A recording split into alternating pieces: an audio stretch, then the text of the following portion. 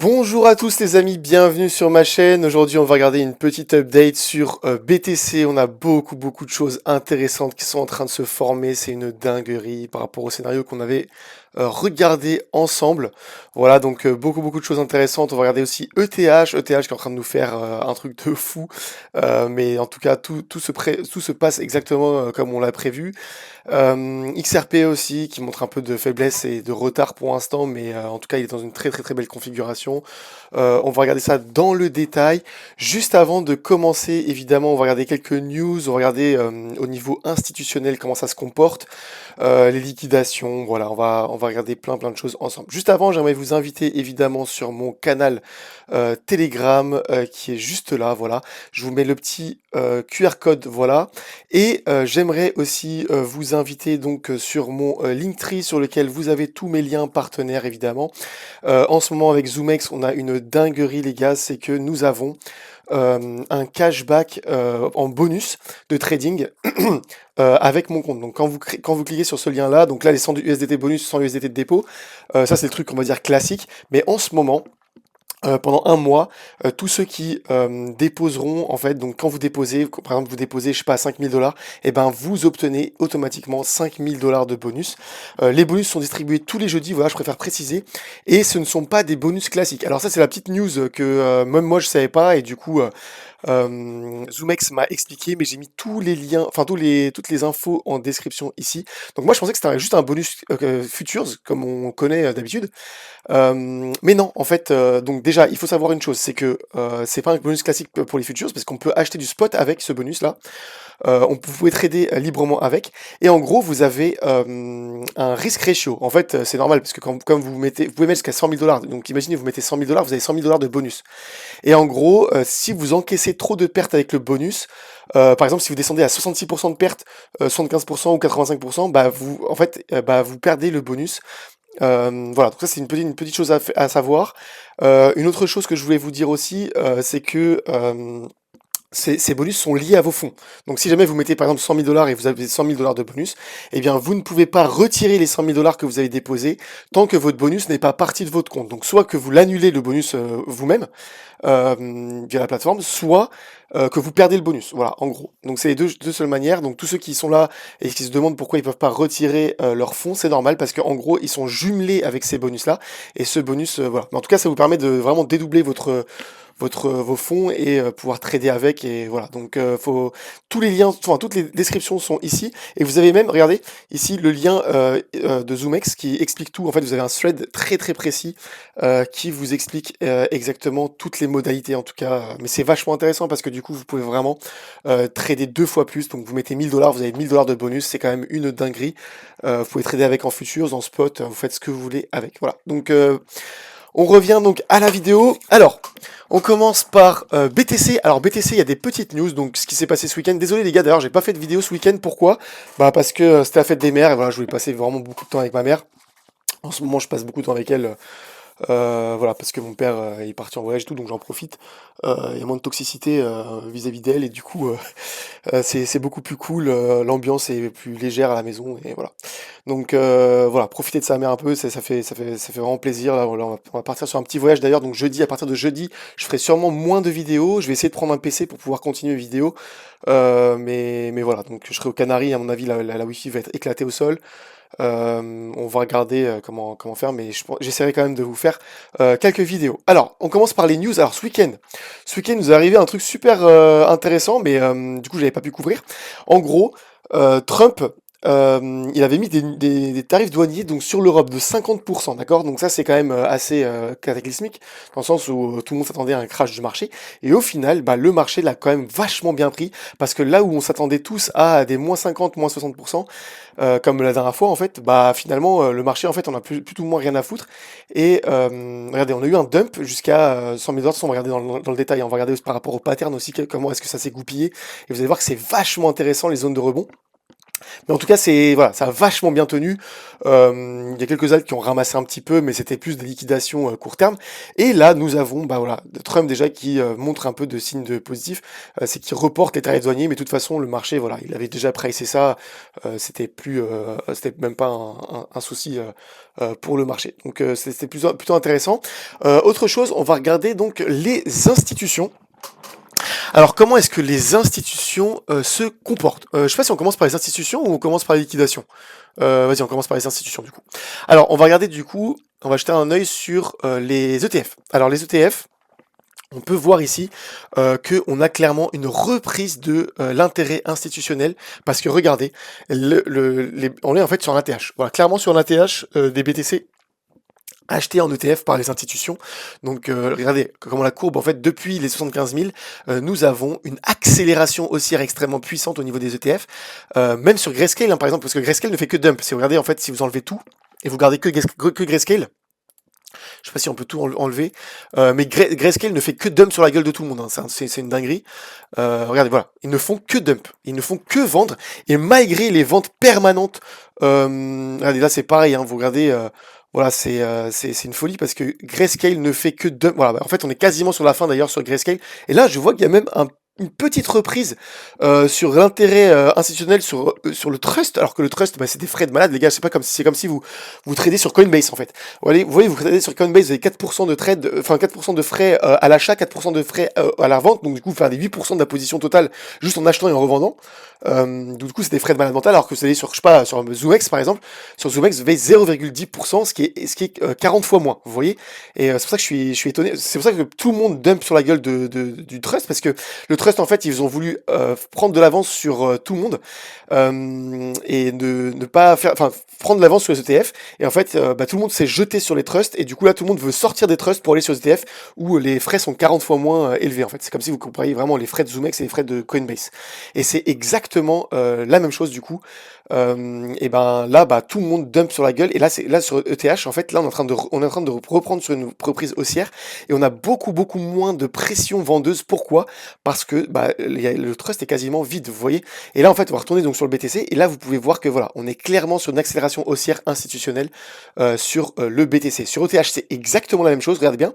Malgré le trust qui est en train de se vider, eh bien, regardez, nous sommes vraiment sur une accélération haussière ici, vous le voyez, hein, sur les ETF spot, même si c'est encore très léger. Et on n'est même pas encore à l'ATH pour l'instant. Donc, il y a quand même encore beaucoup de mou à la hausse, comme on l'avait vu hein, sur la charte, tous les indicateurs l'indiquaient pour l'instant, et en fait ça ne vient que confirmer notre biais et notre analyse ensemble les gars sur sur la charte en fait. Voilà, donc ça c'est vraiment très intéressant à noter et à se garder en tête, c'est que pendant que tout le monde est bear et tout le monde est en train de chialer en ce moment sur Twitter, je comprends pas les gars, on est en train de faire ATH sur ATH sur BTC, les alts elles sont en train de se reprendre et tout le monde est encore full négatif sur les... En fait, pour moi, tout converge, en plus d'indicateurs évidemment, vers un bottom définitif de marché et que en fait on est sur le même niveau que en mars 2020. Je sais pas si vous vous souvenez, mars 2020, moi c'est là où j'ai commencé à peu près. Et ben voilà, ici, c'était un cataclysme sur les marchés et lorsqu'on est remonté ici, tout le monde était là, c'est bear, on va crever, voilà, c'est la fin du monde, machin. Lorsqu'on se prenait ici, on se prenait par exemple de 9000 à 8000, donc on se prenait, je sais pas, à moins 20%, ici quand même. Vous voyez, c'est quand même moins 20%. Hein. Et ben lorsqu'on se prend moins 20%, ça y est, c'est la fin, on va repartir à 1000 $ le BTC. Bref, c'était un carnage émotionnel. Et en fait, regardez après ce qui s'est passé, et ben c'était une accélération haussière absolument démentielle. Donc, et pourtant, à ce moment-là, ici, les institutions étaient extrêmement boules. Vous voyez, et ben c'est exactement la même configuration pour moi. On est sur un mars 2020. Et en fait, là où les institutions sont en train de chercher à se gaver, tout le sentiment est bearish. Et d'ailleurs, ces institutions-là vont payer en fait des articles, etc., de manière à faire en sorte que, évidemment, elles enrichissent ce sentiment négatif de marché pour pouvoir, elles, accumuler au maximum et que vous ne puissiez pas accumuler sur leur dos et leur dump dessus en fait sur la gueule. En soi, le marché, les gars, c'est ça, hein, c'est un jeu de j'achète avant toi et lorsque toi tu veux acheter, je te vends. Voilà, c'est ça en fait le jeu du marché. Et une fois que vous comprenez ça, vous avez tout compris en fait sur le marché, quoi. Au niveau des liquidations, bah rien n'a changé, hein. Regardez les gars, on a toujours ce méga cluster qui nous attend au nord. Donc malgré l'annonce de Trump, vous voyez, on a retracé un petit peu, on est venu rechercher ce previous high ici, et en fait voilà, aucun problème les gars, voilà, on est toujours dans une configuration extrêmement haussière, un ATH de nouveau est imminent sur BTC. On est parti sur une target que je vous avais montré et qu'on va regarder juste ensemble après. Mais vous voyez que pour moi, voilà, rien n'a changé. On va regarder un peu les funding rates d'ailleurs. Là, je découvre avec vous. Oh, voilà, on est extrêmement bas, les gars. En fait, le neutre, c'est 0,01%. Et là, à moitié en dessous de 0,01%. Donc, en fait, on est toujours extrêmement shorté. Le sentiment de marché, voilà, même le retail, pour l'instant, est extrêmement bearish et c'est extrêmement positif pour nous. Voilà, c'est les meilleures zones pour acheter, les gars. Moi, j'achète entre 200 et 300 dollars tous les jours et vous vous doutez bien que, voilà, mon petit DCA, bah, si je le fais maintenant, pourquoi? Parce que je sais qu'on est sur une très très très bonne zone d'achat, en tout cas sur le top 10 des cryptos. Voilà, donc allez, on va passer maintenant sur la charte. Alors, la charte, on a plusieurs configurations à voir, donc c'est des configurations que voilà, vous suivez depuis un moment hein, avec moi sur le marché, mais vous allez voir qu'en fait l'évolution est extrêmement pertinente. Bon, déjà, on sait que voilà, on est sur ce falling wedge que voilà qu'on a vu en tous ensemble depuis un moment. Je fais toujours un petit récap des gars de 15 secondes pour ceux qui me découvrent, parce que c'est dommage. Nous, on suit ça depuis 3 mois, hein. Donc vous m'avez connu, on va dire, bah, j'étais ici les tout premiers, et bah on était là. En fait, on était exactement ici et ici. Bah on a tout suivi ensemble ici. On a vu le premier arrêt, voilà, on a vu tout ça ensemble. Mais pour ceux qui me découvrent, ils savent pas qu'on a tout vécu ensemble et qu'on avait prévu ce scénario-là en fait. Et ça c'est dommage. Et donc on avait ce falling wedge qui nous donne une target de 125 000 $. Voilà. Sur une configuration beaucoup plus grosse, voilà, on avait ce falling wedge en monthly. Après on a ce rising wedge en weekly. Mon falling wedge monthly qui prévaut sur le rising wedge en weekly. Du coup en fait on avait exactement les mêmes targets. Hein. Regardez, c'était extrêmement haussier à l'époque. Même si je me souviens quand je racontais ça à mes potes dans l'amphithéâtre, tout le monde me prenait pour un ouf. Je leur disais Rising Wedge, ouais, mais Rising Wedge, mais comme l'autre truc il prévaut, eh bien, bon, je le trace dégueulassement là, mais vous voyez, c'est exactement la même target. En fait, tout indiquait en fait une montée à 108 000. Lorsqu'on était ici, les gars, on était à 17 000. Enfin, on me prenait vraiment pour un ouf. Je me souviens quand je racontais ça à mes potes. Mais c'est pas grave, mes potes, mea culpa, et puis ouais, t'avais raison. Mais je sais pas que j'avais raison, c'est que la charte avait raison. Vous voyez exactement les mêmes targets hein, sur les trois patterns ici. Et là, en fait, on a une première pattern qui nous indique les 125 000 $ ici. Et on a d'autres patterns, en fait, qui nous indiquent aussi les 125 000 $. Comme par exemple, le broadening bottom sur lequel on va revenir juste après. Alors, on va regarder un peu les indicateurs. Donc, le CPR ici, les gars. Donc, qu'est-ce qu'on a fait? On a fait un VCPR, CPR haussier ici pour la première fois depuis novembre dernier. Donc, ça c'est extrêmement bullish. On est reparti sur une reprise haussière. Et là, je vous avais dit, voilà, il est possible de revenir sur le CPR pour après repartir. On est reparti direct, hein, rien à foutre du CPR du coup. On a rebondi plusieurs fois sur le R1 qui nous a fait office de support. Là, on a traversé le R2. On l'a pas maintenu. On est venu rechercher ici cette petite zone sur le bottom. Et là, on est venu rechercher quoi? Et bah le R2 comme une nouvelle résistance. Voilà. Donc pour l'instant, en fait, on est en train de l'éviter sur le R2, mais sachez les gars que le R3, regardez où est-ce qu'il se trouve quasiment sur la même target que le falling wedge ici, aux 123 000 $. Donc cette zone-là est extrêmement pertinente à aller chercher. Donc là, si jamais on arrive à flip ça en support et après repartir sur une extension haussière, eh bien nous serons repartis pour le R3 qui se situe aux 123 000 $. Faudra surveiller hein, Mais après là, on est bientôt sur la fin du mois. Donc là, en fait, bon, moi j'ai pas l'algorithme parce que il coûte super cher et je l'ai pas acheté. Mais en gros, vous pouvez acheter en fait les gars un truc, c'est un algorithme qui vous permet en fait de prévoir le prochain CPR. Donc probablement le CPR prochain sera extrêmement haussier. Hein, il sera peut-être ici par exemple, à peu près ici. Et après, on pourra revenir rebondir dessus pour après repartir sur les nouvelles targets à la hausse. Donc voilà, ça c'est très très très intéressant à noter pour le CPR. Ensuite, on avait quoi? On avait donc le wave. Mais alors le wave, les gars, bah voilà, on a rebondi dessus ici. On l'a cassé, on est reparti sur une extension haussière. Donc ça, pour l'instant, rien à dire sur le wave. Et sur le ribbon, pardon. Et là, le wave, bah voilà, on est reparti. Ici, je vous avais dit, regardez, on a flip au bleu ici, alors qu'on était ici. Hein, et rien ne présageait encore en fait qu'on allait exploser. Mais pourtant, le wave nous avait indiqué ici, voilà, bottom reversal, on part à la hausse, on rebondit exactement sur le wave. Ça, en fait, je vous l'explique pourquoi, je vous fais un petit récap dessus. Pourquoi? Parce que c'est pertinent pour XRP et ETH. Et bien, on repart voilà, sur une extension haussière, exactement comme ici, hein, regardez. On s'en est servi, voilà, hop, de support, et après, une fois qu'on est passé dans le bleu, et ben c'est bleu, markup phase, pour repartir à la hausse. Voilà, donc ça, c'était très, très, très pertinent à noter. Alors, sur le wake-up cycle, alors, bah, où est-ce qu'on était? On était ici tout en haut, et je vous avais dit quoi? on pourra se servir dans la précédente vidéo, se servir de ça comme support et après repartir au meilleur des, enfin au pire des cas. Et qu'est-ce qui s'est passé au tweet de Trump? Eh bien, nous avons crash, mais regardez où est-ce qu'on a crash quand même. Non mais est-ce que c'est pas une dinguerie de précision? Pixel près, bon allez j'exagère pixel près, mais que si je zoome à fond, mais pixel près sur le support ici du wake up du distribution pattern. Vous voyez donc BC, ST, voilà, Psi, AR, CRIC. Là, avec le Spring ici, le Spring pour liquider tous les gens en dessous du ST, donc qui n'est pas affiché sur cette charte de 1911, parce qu'à l'époque, il n'y a pas de futures. Voilà, LPS, SOS, quand on était ici, LPS, je vous avais dit à tout moment, on va exploser pour un nouveau SOS, on a explosé. Pour faire un nouveau LPS, on a fait un nouveau LPS exactement comme le Wake Up Cycle nous l'indique. On fait un LPS où exactement sous le précédent, le précédent plus haut, en fait, la résistance majeure. Et regardez, en fait, pixel près, on a fait voilà, c'est un truc de fou quand même. On a fait un LPS sous le résistance majeure, et je vous avais dit quoi quand on l'avait cassé? Et on allait sortir, rebondir dessus, et après repasser sur un nouveau SOS pour aller faire quoi? Pour aller chercher le markup, en fait. Ce qui nous attend derrière, et ben, c'est indiqué juste là sur cette charte là, les gars. Le markup phase pour aller chercher la distribution area. Donc là, on a le, voilà, oversold. Ici, c'est oversold, et là, on va aller chercher sur la distribution qui se trouve environ aux 125 000 $ ici, avant de revenir rebondir sur ça comme un support.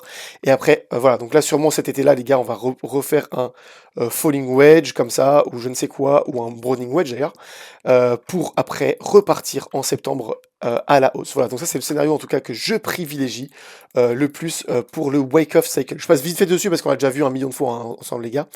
Le broadening bottom, et ben, oh là là, est-ce que c'est pas une dinguerie? Je vous avais dit, ça là, cette ligne-là, tiendrait comme support. Donc là, on a un broadening bottom exactement clair qui s'est affiché. Donc on a le premier bottom, deuxième bottom, double bottom, qui nous fait office de broadening bottom. Voilà, donc on est venu chercher ici épaule, tête, épaule. Et après, on est allé chercher quoi? La target. On a une target de 125 000 $, 123 000 $. D'ailleurs, 123 000 $, regardez, c'est quoi?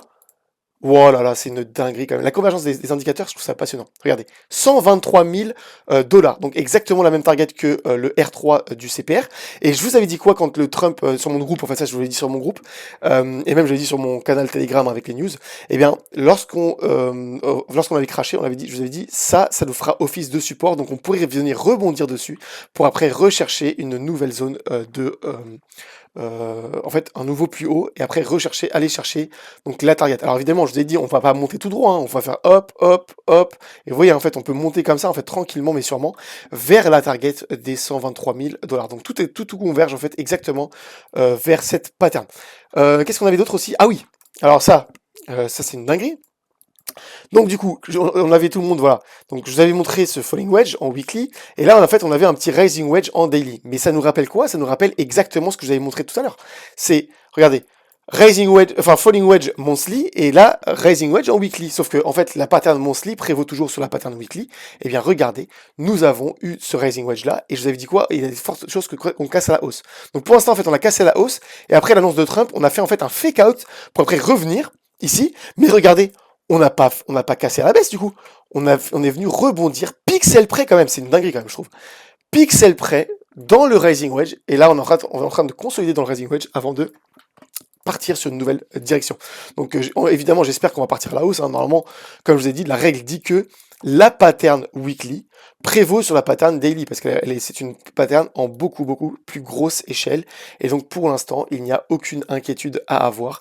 Là il faudra surveiller évidemment, c'est si on casse à la baisse et on maintient ça en weekly. Donc si en weekly par exemple là on clôture en dessous du rising wedge, là évidemment ce sera assez bearish et on pourra avoir le deuxième scénario. En fait un rising wedge, je vous explique, on a 3 scénarios possibles. Le scénario le plus probable, c'est de casser à la baisse et aller chercher sa target, d'accord?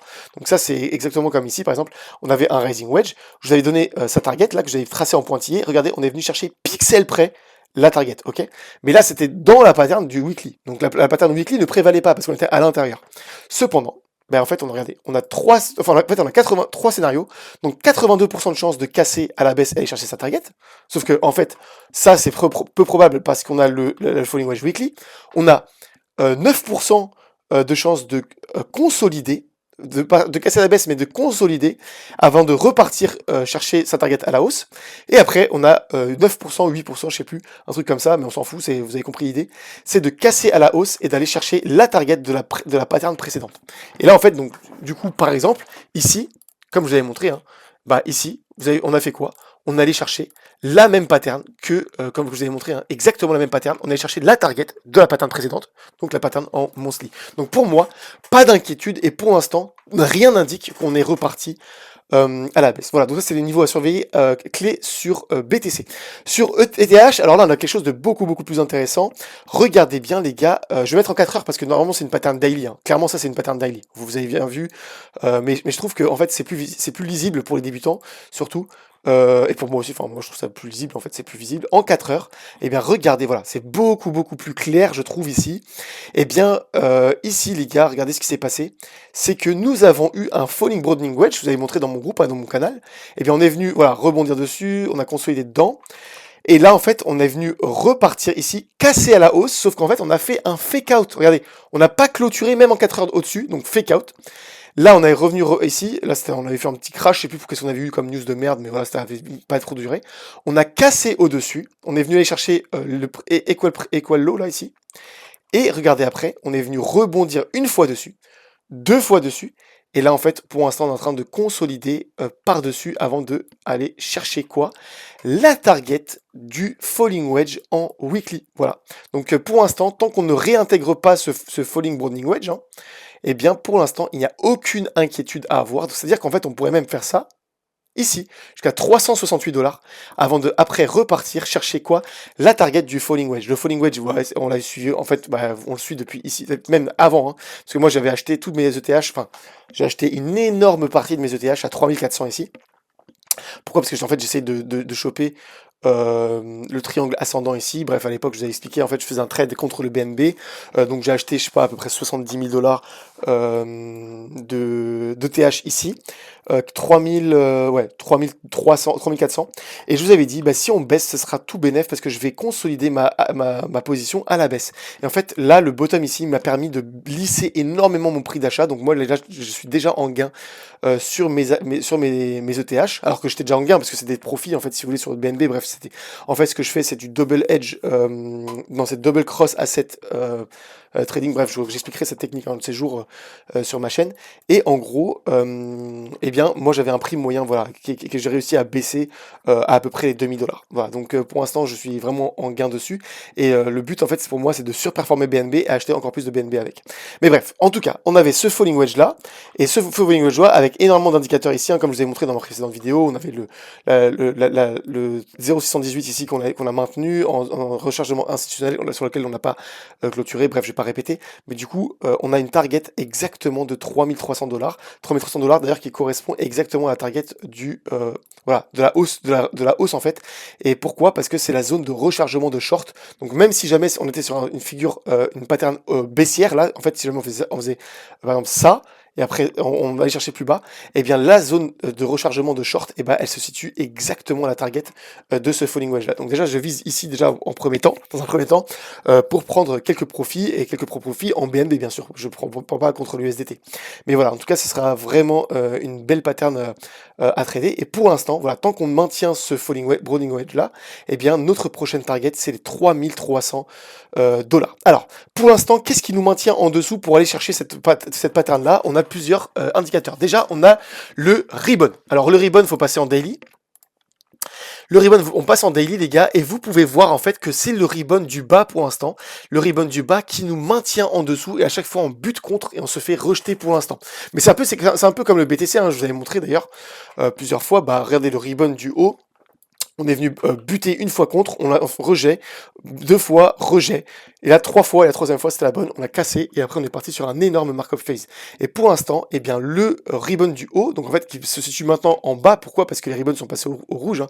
Mais si vous suivez le ribbon là, eh bien vous pouvez voir clairement en fait que c'est le ribbon du haut.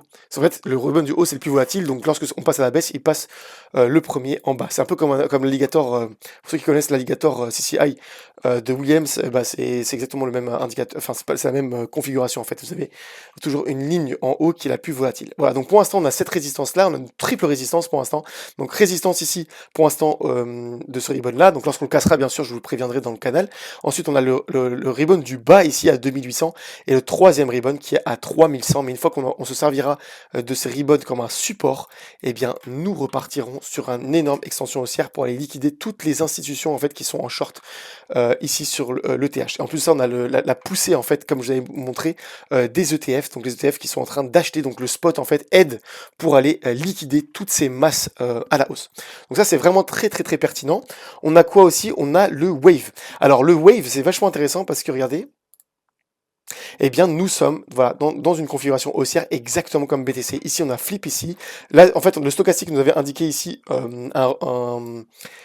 un flippening, voilà, donc clairement un bottom définitif, ici confirmé juste après par le wave qui nous donne voilà, un signal fort.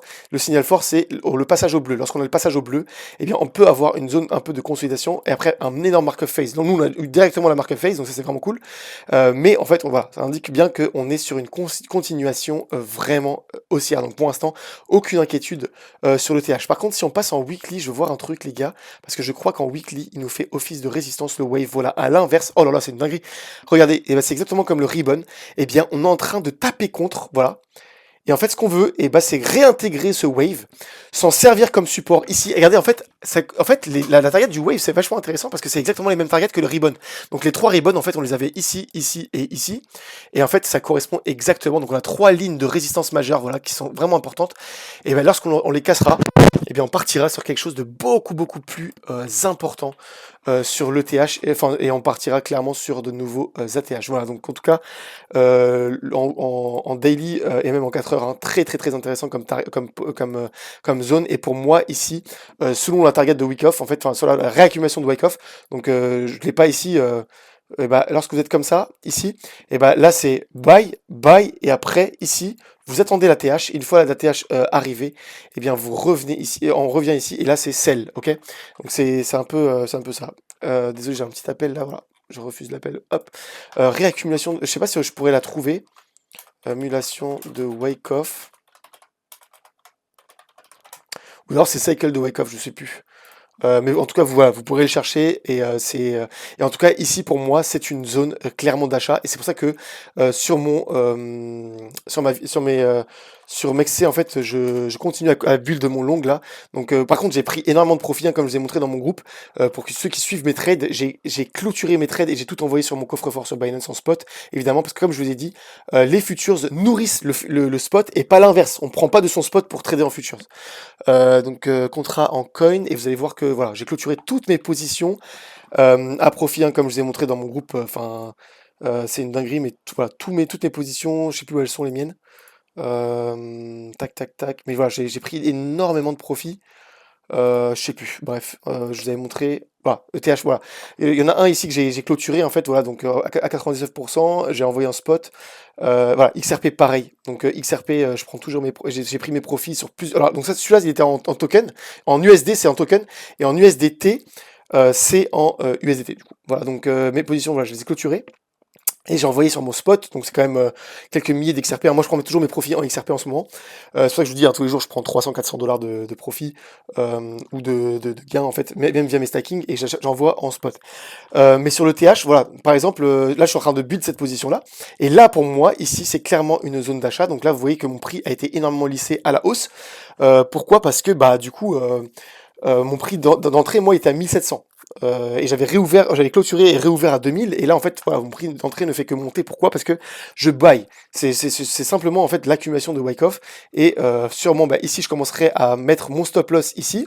Et puis après, je montrerai mon stop loss dans les gains. Toujours, je remonterai, en fait, mon stop loss dans les gains. D'ailleurs, il faudrait que je vous explique ça dans une autre vidéo, je pense, sur les futures. Et d'ailleurs, un autre truc, les gars, s'il vous plaît, c'est que vous mettez toujours un stop loss. Pourquoi? Bon, sauf sur les positions qui sont directement ouvertes à perte. Donc là, par exemple, là, cette position, je suis en train de la build. Mais vous pouvez voir, en fait, hein, que clairement, je mets toujours un stop loss parce que c'est votre... regardez, mon prix d'entrée, il a 2398. Et bien, s'il y a un crash, et bien, je clôture au moins un break-even. Et là, si on monte, par exemple, et bien, pour mettre le stop loss, d'ailleurs, les gars, vous mettez le prix. Vous mettez pas... J'en vois, ils mettent 12%. En fait, si je mets 12, lui, il va même pas comprendre, en fait. C'est sûr. Ou si je mets moins 12, ça veut rien dire. Et bien, vous pouvez soit mettre soit moins 12% ici, par exemple, ou je sais pas, voilà, ou 12% de profit. Je sais pas si... Attendez. Ah non, c'est que en... Ah ouais, c'est pour ça, en fait, il le met toujours en négatif. Bref, vous en foutez de ça, les gars. Pour mettre un stop loss, vous mettez le prix désiré. Donc là, par exemple, on est à 2500. Eh bien, je veux sécuriser mes profits jusqu'à 2500. Eh bien, voilà, j'aurai sécurisé 40% de profit de position en stop loss. Et je mets confirmé, d'accord? Donc c'est comme ça que vous mettez un stop loss. Bref, je m'étale. Là, la vidéo elle est en train de durer. Ouais, 29 minutes, c'est une dinguerie. Bref, je passe à XRP, les gars. Donc XRP, on est toujours dans la configuration, bon bref, ce que j'ai dit dans la précédente vidéo, c'est toujours valable, c'est pour ça que je vais pas vraiment me répéter. Configuration de falling wedge, et bien malheureusement, vous voyez en weekly, je vous avais dit, il faudra surveiller, parce que ça c'est probablement un fake out, et d'ailleurs, bah du coup, c'était un fake out, je vais juste retirer cette mèche, celle-là. C'était un fake out, pourquoi? Parce qu'en weekly, sur une pattern weekly, nous n'avons pas clôturé au-dessus. Voilà, non merde, je suis en daily. Weekly, regardez bien, voilà, on n'a pas clôturé au-dessus et du coup c'était un fake out. Et pour l'instant, voilà. Donc là c'était un deuxième fake out ici par exemple. Voilà, on était monté à 2,48, on n'a pas clôturé au-dessus. Donc pour l'instant, là ça nous fait office vraiment de support majeur. Je vais juste regarder vite fait, voilà, le wave. Le wave nous fait toujours aussi office de support un peu. Hein. Donc en fait on vient grignoter un petit peu à l'intérieur. Et là pour l'instant on grignote encore un peu. C'est pour ça que là je suis en train d'acheter à fond parce que le breakout, je veux absolument pas le louper. D'ailleurs que le breakout soit ici ou ici ou ici, rien à foutre. Personnellement, je ne veux pas louper le breakout du falling wedge parce que vous regardez ce que ça fait. Le breakout du falling wedge, c'est un markup phase extrêmement puissant. Ici, c'est un markup phase extrêmement puissant. Alors, ETH, c'était une dinguerie. Et XRP, en fait, à tout moment, regardez, breakout. Bah, en fait, pourquoi je vous montre les autres assets? Regardez. Lorsqu'on breakout le falling wedge, eh bien, c'est un markup phase extrêmement puissant. Hein. Je vous montre n'importe quel autre asset. Regardez, breakout ici, je l'avais dit ça dans mon groupe ici, que moi j'avais acheté ici, au breakout, à 141, breakout, bam, je suis à profit de combien là? Je suis à profit de 90% en spot. Donc voilà, magnifique, magnifique les gars. Voilà, c'est. Et là en plus AAV, oh là là, AAV une target, les gars, regardez bien. Aujourd'hui c'est un peu fouillis ma vidéo, je suis désolé les gars, c'est. Voilà. Mais j'ai tellement de trucs à vous dire et le problème c'est que voilà, on est trop limité par le temps, ça me saoule en fait. Mais voilà, 488$ quand même, c'est sur le AAV, donc extrêmement puissant. Et là, on est. Regardez bien! Oh, c'est une dinguerie par contre. AAV en fait, il est exactement au même niveau que XRP. Voilà, donc ça nous fait office de support en weekly. Et là, en daily, on va faire un petit peu le tour des indicateurs ensemble. Voir ce qu'ils nous disent. Voilà, donc on a toujours ce ribbon du haut qui nous fait office de résistance, hein, donc exactement comme le BTC. On l'a testé une fois, deux fois, et là la troisième fois, normalement ça devrait être la bonne, j'espère. Bien sûr, on n'a pas la boule de cristal, hein, mais si jamais c'est la bonne, eh bien c'est explosion haussière comme ici. Regardez, une fois, deux fois, et la troisième fois, bam, explosion à la hausse. Donc ça, voilà, donc on est toujours assez en retard, mais c'est très pertinent. Et le wave, oh le wave! Ben, je vous avais dit quoi? Quand on était ici, si jamais c'est un fake out, eh bien on va revenir réintégrer dans le wave pour venir se servir de la ligne comme support. Et pour l'instant, on est pile dessus. Donc voilà, je prie le Dieu du ciel qu'on fasse support une fois, deux fois dessus, et après on passe à Ardos. En fait, pour moi, les gars, et ça, on s'en souviendra ensemble, c'est que pour moi, le breakout est imminent. Imminent, imminent, parce que le weekly, en fait, on est comprimé entre le weekly qui fait support ici comme ça, le machin, donc là, en fait, on est un peu dans un triangle de compression, et au moment où ça va péter, mais ça va vraiment péter, les gars, ça va être une dinguerie. Donc XRP, voilà. Je vais pas m'étaler pour aujourd'hui dessus. 32 minutes. Oh là là, désolé les gars. Ça fait longtemps que je n'ai pas fait de vidéo. Je suis moins structuré aujourd'hui. Mais voilà. En tout cas, je vous invite toujours sur mon canal Telegram qui est gratuit. On est 354 dessus. D'ailleurs, juste pour vous rappeler les gars, s'il vous plaît, faites attention à tous les scammers. Il n'y a pas d'autres groupes Preda que les deux ici. Voilà. Tout le reste, c'est des scams, c'est des faux groupes, c'est des groupes qui ont été créés par quelqu'un d'autre que moi, qui n'ont rien à voir avec moi. Et si vous demandez de payer pour rentrer dans leur groupe, eh ben c'est pas le mien. Voilà, c'est le seul qui est ici, qui est existant, c'est celui-là. Voilà, donc ça c'est le vrai groupe. Preda Crypto Family. D'ailleurs, je vous montre. Attendez, je peux pas vous montrer par exemple. Match group, peut-être que. Voilà, il est ici. Voilà, il est link au channel, au canal celui-là. Il est link ici. Donc si vous voulez le trouver, c'est ici. Mais par contre, pour tous ceux qui demandent ici à rejoindre, les gars, sachez qu'il est fermé. Mais pour ceux qui veulent soutenir la chaîne, par exemple, l'entrée pour l'instant elle est à 50$. Pour devenir membre à vie, il faut m'envoyer un MP directement. Vous m'envoyez un MP à moi directement et je vous réponds dans l'heure et je vous enfin, quand je peux. Et je vous dis comment envoyer voilà, 50 dollars de crypto et pour rentrer. Mais s'il vous plaît, sachez une chose, c'est que tous les autres groupes ne sont pas de moi et n'ont rien à voir avec moi et ne font pas partie des canaux officiels, tout simplement. Voilà. Donc, je vous dis, faites attention, s'il vous plaît. Ah oui, et tout MP que vous recevez d'un des membres de mon vrai groupe, hein, peu importe, vrai groupe ou pas vrai groupe, si vous recevez un MP, vous bloquez directement, vous ne répondez pas. Pourquoi? Parce que ça fait au moins le cinquième de mes membres là qui vient qui voir et vient me dire. D'ailleurs, on avait essayé ensemble hier de traquer si jamais c'était pas quelqu'un qui était à l'intérieur du groupe, mais apparemment non, ce sont des gens en fait qui ont rien à voir avec le groupe. Hein. Je sais plus. Voilà. Non, ça c'est le canal ça? Non, ça c'est le groupe? Ouais, je sais plus. Bref, mais on avait vu ensemble que bah, c'était des gens en fait qui ont rien à voir avec le groupe. Voilà, ici.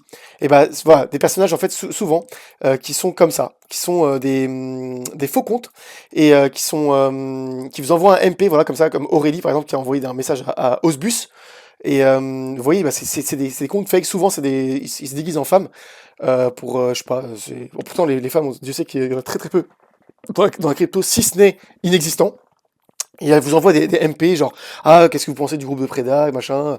Bref, ça, vous bannissez direct, vous cherchez même pas à parler avec eux, parce que les gars, ces gens-là ont des techniques aujourd'hui extrêmement avancées. Ils peuvent trouver votre adresse IP à force de parler avec vous. Ils peuvent trouver plein de trucs. Enfin, c'est une dinguerie aujourd'hui à quel point c'est évolué le monde du scamming. Donc, tout simplement, le mieux, c'est bloquer les MP des gens étrangers. Et si vous le faites pas, eh bien, ne répondez pas voilà, aux gens qui vous envoient MP, peu importe qui c'est d'ailleurs. Parce que sachez une chose, c'est que il y a des groupes où par exemple les gens infiltrent, participent énormément et sont extrêmement bienveillants dans le groupe, sont super sympas et gagnent la confiance de tout le monde. Et un beau jour, voilà, et bah ils scamment quelqu'un. J'ai déjà vu ça arriver dans le groupe d'un YouTuber qui s'appelle BitBoy Crypto. Et en fait le gars avait gagné la confiance même du YouTuber lui-même. Et il avait même, enfin à chaque fois, par exemple, il payait les trucs de BitBoy, Crypto, il était dans tous les trucs VIP, etc. Il avait gagné la confiance de tout le monde. Et au final, il avait scam un autre utilisateur de plus de 100 000 dollars. Donc, s'il vous plaît, les gars, faites extrêmement attention. Pas de scamming dans mon groupe, s'il vous plaît. Moi, j'ai déjà horreur de quand vous faites liquider, quand vous faites partie de ma communauté et que vous faites liquider, déjà, c'est genre horreur de ça. C'est une de mes phobies. C'est pour ça que j'essaie de vraiment de vous donner les maximums de conseils que je peux vous donner de mon expérience à moi. Mais alors, si vous faites scammer, c'est encore pire. Donc voilà, faites bien attention à vous. Je vous dis à la prochaine. Prenez soin de vous. Moi, je vais à la salle aujourd'hui pour une petite séance. Aujourd'hui, on est lundi, donc séance PEC. Voilà, donc c'est la meilleure. Et je vous dis à la prochaine. Ciao, ciao.